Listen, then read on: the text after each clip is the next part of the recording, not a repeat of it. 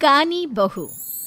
किशोरी लाल जी के बेटे राघव की शादी की बात जगह जगह चल रही थी, लेकिन किशोरी लाल जी को कोई लड़की पसंद ही नहीं आती थी।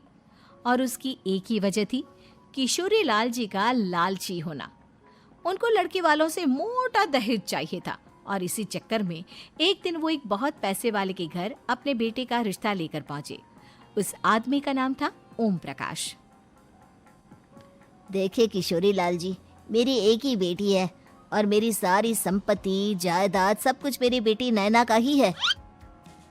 पापा, नाम से लगता है बहुत खूबसूरत होगी। कितना अच्छा नाम है ना, नैना। ओ, वैसे बात तो सही है आपकी।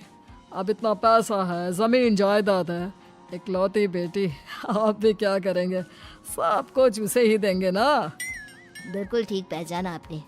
बस बेटी की शादी और सारी जायदाद उसके नाम। पापा, बिना देखे हाँ कर दीजिए ना। इतना अच्छा रिश्ता फिर कहाँ मिलेगा? माला माल हो जाएंगे हम। मैं अपनी बेटी को बुलाता हूँ। अरे नहीं नहीं नहीं नहीं, आपकी बेटी का नाम नैना है, सुनकर ही लगता है बहुत सुंदर होगी। रहने दीजिए अंकल, मैं तो आपकी बेटी के नाम से ही इतना खुश हो गया हूँ कि उसे बिना देखे शादी करने को तैयार हूँ। अब तो मैं उसका चेहरा सीधे शादी के बाद ही देखूंगा। और इस तरह राघव नैना का चेहरा नहीं देखता और उससे शादी कर लेता है। शादी के बाद अपनी सुहाग रात पर जब राघव नैना का घूंघट उठाकर देखता है तो नैना की आंखें बंद थी। कितनी खूबसूरत हो तुम नैना, जरा अपनी आंखें खोलकर मेरी तरफ देखो तो सही। नहीं, मुझे शर्म आती है। अरे, मैंने तुम्हें शादी से पहले भी नहीं देखा, और अब अगर तुम आंखें खोलकर मुझे देखोगी भी नहीं तो मुझे अच्छा कैसे लगेगा? इससे पहले कि नैना अपनी आंखें खोलकर राघव की तरफ देखती, अचानक से लाइट चली गई और राघव नैना को पूरी तरह से देख भी नहीं पाया। अगली सुबह नैना राघव के लिए नाश्ता बनाकर लेकर आई। अरे ये क्या, आधा पराठा सेका हुआ है और आधा बिल्कुल कच्चा। ये तुमने क्या किया नैना? बहू, तुमने क्या आधा पराठा तवे से नीचे लटका कर रखा था, जो आधा सेका है और आधा कच्चा? मुझे जितना दिखेगा उतना ही तो सीखूंगी ना पापा जी। जहाँ जहाँ मुझे नजर आ रहा था वहाँ मैंने सीख लिया, जहाँ जहाँ नहीं दिखा वहाँ कच्चा रह गया होगा। इसका क्या मतलब है? ये कैसा मजाक कर रही है तुम? अरे बहू, तुमने इतना लंबा घूंघट क्यों लगाया हुआ है? देखो, हमारे घर में बहुओं को बेटी की तरह रखा जाता है, और फिर तुम तो इतना सारा माल लेकर आई हो। देखो, ये घूंघट डालकर रखने की कोई जरूरत नहीं है। हाँ नैना, पापा जी ठीक कह रहे हैं, तुम तो आराम से रहो, अपना ही घर समझो। नैना अचानक से अपना घूंघट उठा लेती है। अरे ये क्या पापा, नैना की तो एक आंख फूटी हुई है। नाम से नैना, लेकिन ये तो कानी बहू निकली। मेरे साथ धोखा हुआ है, धोखा। बिना दिखाए अपनी कानी लड़की मेरे संग ब्याह दी। मुझे कानी बीवी नहीं चाहिए। मुझे अभी ओम प्रकाश जी से बात करनी पड़ेगी। आखिर उन्होंने मेरे साथ ऐसा किया क्यों?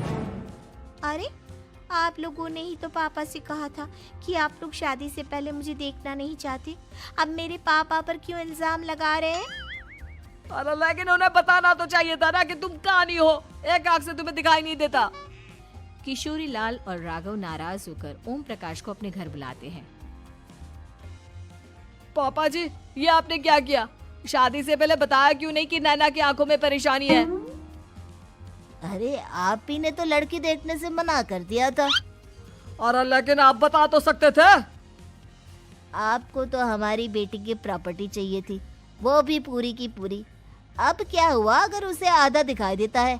प्रॉपर्टी तो आपको पूरी मिल गई ना। अरे ये क्या बात हुई? मेरी शादी प्रॉपर्टी से नहीं, आपकी बेटी से हुई है।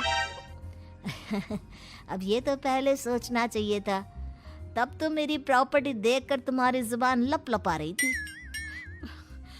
लेकिन मैं कानी लड़की को अपनी बीवी बनाकर नहीं रख सकता। पापा, कुछ करिए ना आप। हाँ, करता हूँ।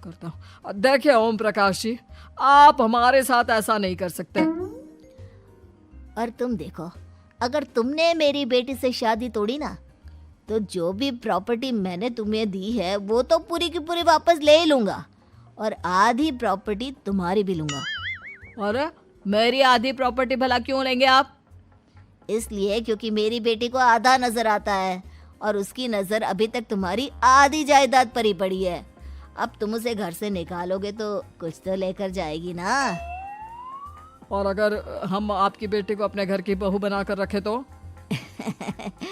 तो तुम्हारी पूरी प्रॉपर्टी तुम्हारी ही रहेगी, और जो मैंने तुम्हें दिया है ना, उसमें से बस मैं आधा लेकर जाऊंगा। अरे लेकिन अब आप अपनी दी हुई प्रॉपर्टी में से आधी वापस क्यों लेकर जाएंगे?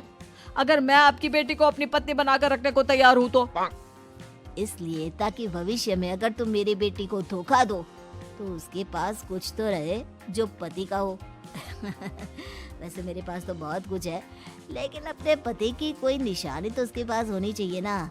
अब अगर तुमने मेरी बेटी को कानी कहा तो तुम्हें प्रॉपर्टी भी कानी ही मिलेगी, पूरी नहीं। जमाए राजा।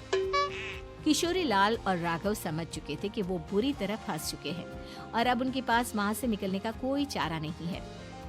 अब समझ में आया ना, लालच बुरी बला होती है। एक तो तुम्हें प्रॉपर्टी मिली, ऊपर से बीवी मिली, उसमें तुम्हें नखरे भी दिखाने हैं। आए बड़ी, चुपचाप बैठो तुम। कुछ दिनों के बाद नैना राघव की कार लेकर बाजार घूमने निकलती है और जब कार लेकर वापस आती है, ये क्या? एक तरफ से मेरी गाड़ी पूरी खराब हो चुकी है। लगता है तुमने मेरी गाड़ी को किसी दूसरी गाड़ी के साथ एक्सीडेंट किया है। अरे अरे कितना बड़ा नुकसान कर दिया तुमने बहू। वो क्या है ना पापा जी, मुझे एक आंख से दिखाई नहीं दे रहा था, सामने से गाड़ी आ रही थी। मुझे तो सिर्फ आधा ही दिखाई दिया और वो गाड़ी मेरी कार से रगड़ते हुए निकल गई। अब मैं क्या करूं बताओ? आप इसे ठीक कराने के पैसे कौन देगा? तुम्हारे पापा? तुमने मुझसे इस तरह से बात की? अभी रुको। नैना राघव की शिकायत ओम प्रकाश को कर देती है। देखो राघव, अब जो मेरी आधी प्रॉपर्टी तुम्हारे पास थी ना, उसमें से आधी और मैं लेकर जाऊंगा, क्योंकि तुमने मेरी बेटी को डांटा। अरे नहीं नहीं पापा जी, गलती हो गई, माफ कर दो। गलती की तो कोई गुंजाइश ही नहीं। अगली बार मेरी बेटी को डांटा तो बची हुई आधी में से आधी और ले जाऊंगा।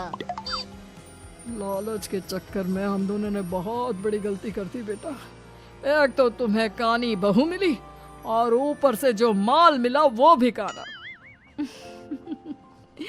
इस तरह राघव की हर एक गलती पर ओम प्रकाश उसकी प्रॉपर्टी का आधा आधा हिस्सा लेकर अपना सारा माल वापस ले गया और राघव को कानी बीवी से काम चलाना पड़ा।